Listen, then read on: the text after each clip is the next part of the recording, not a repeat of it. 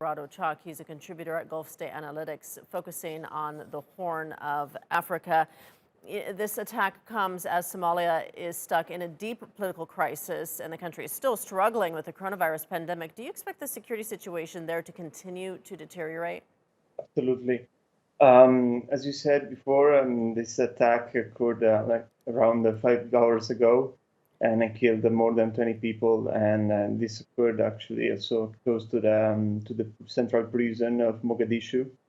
And this morning, a similar attack occurred in Bosaso, where just the militants assaulted the prison, where other al-Shabab militants were held.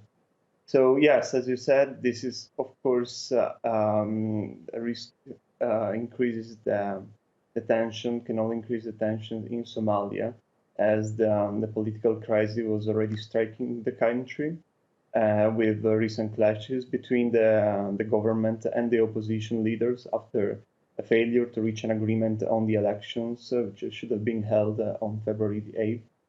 And so as the standoff continues between the government and the opposition, as well as the federal member state, this is of course can only spark further tensions between the two sides. And there's no end in sight for the political crisis. And of course, Al-Shabaab is taking advantage of this temporary internal turmoil to strike the capital.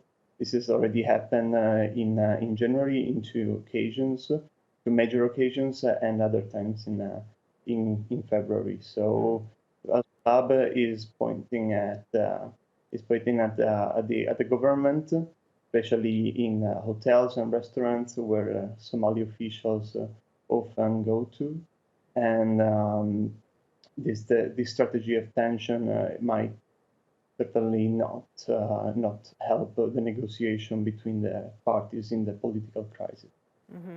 This attack, of course, no one has claimed responsibility yet, but it does have all the hallmarks of al-Shabab, like you said. Do you think the organization is getting stronger given the situation currently in Somalia?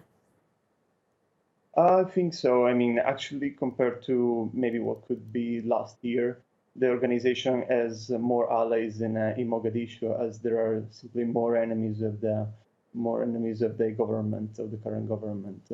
So as there have been also casualties during the last protest, there's increasing hunger against the government and its handling of the crisis, of the political crisis.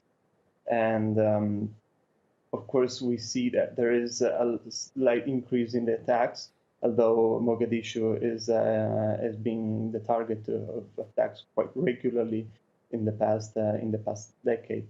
But in the past 3 months, of course, there have been some notable attacks, including against Turkish citizens, and of course at the hotels, as I said, where Somali officials often reside.